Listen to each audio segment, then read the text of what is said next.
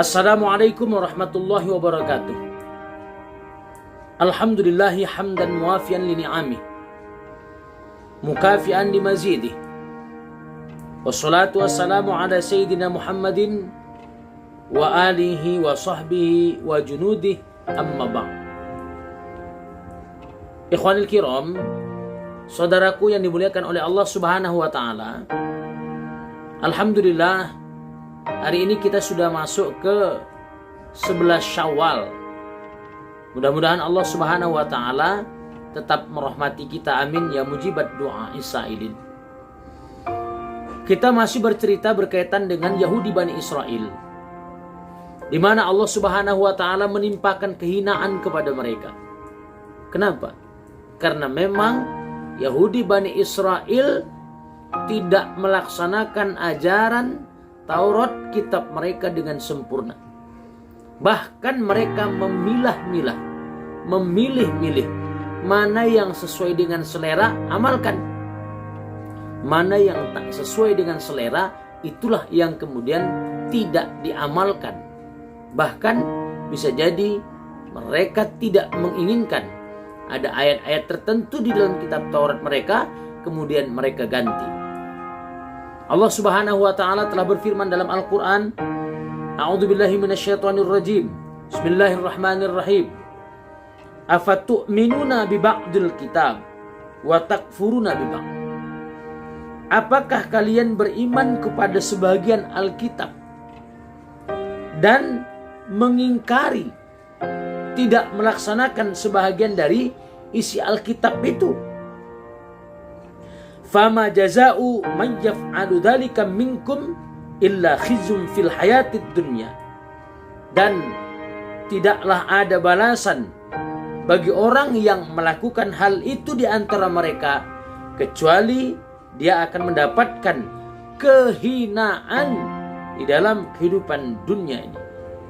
Jadi kehinaan ketika mereka melaksanakan Taurat dengan baik, sempurna semuanya, bahkan ketika di antara sebahagian kecil orang-orang Bani Israel itu beriman kepada Rasulullah Sallallahu Alaihi Wasallam, termasuk Abdullah ibnu Salam, salah satu sahabat Nabi Sallallahu Alaihi Wasallam, mereka mulia, tidak mendapatkan kehinaan.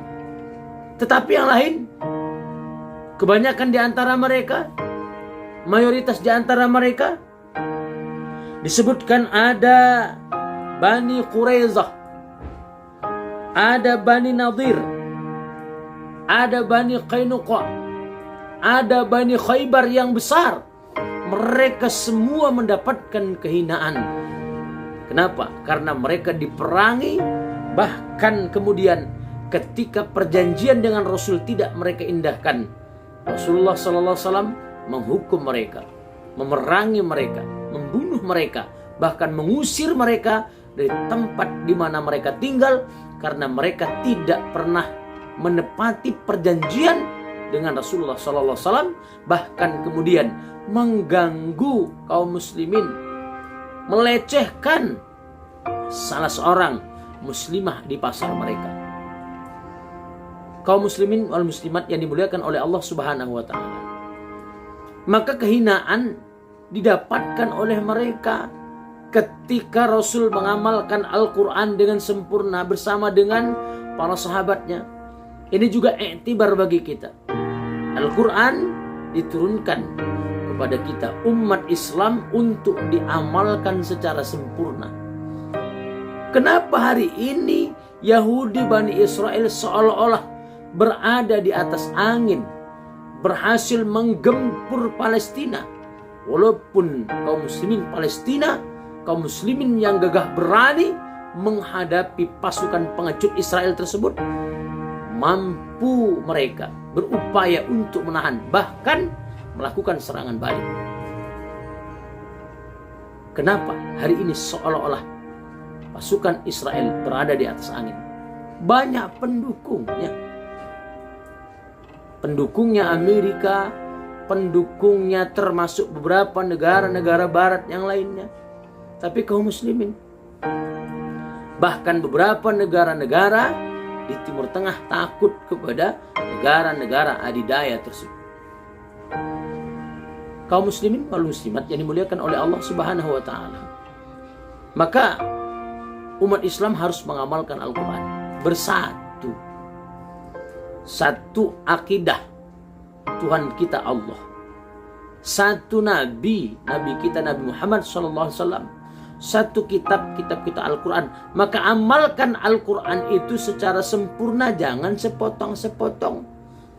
Ini iktibar.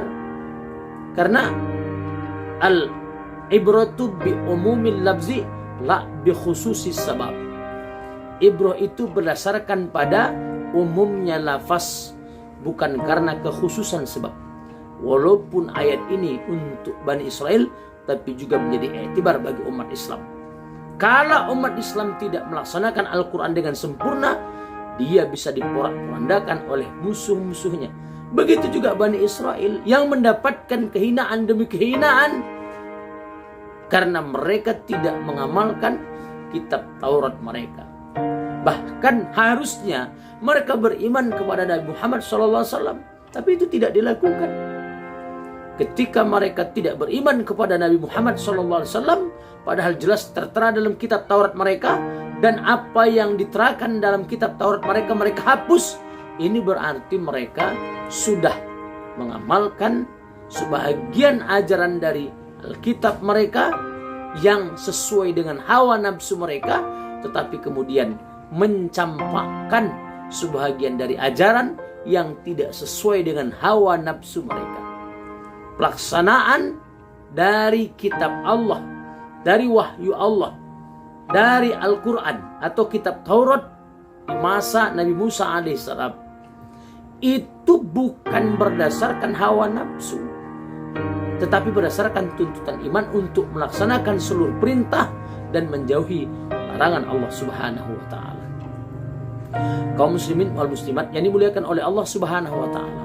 Oleh karena itu, jika kaum Bani Israel dan termasuk umat Islam tidak melaksanakan ajaran kitabnya dengan sempurna, mereka akan mendapatkan kehinaan di dalam kehidupan ini, keterjajahan, berhasil dipukul dan dijajah, diambil harta miliknya, diambil sumber daya alam yang terdapat di negerinya oleh musuh-musuhnya.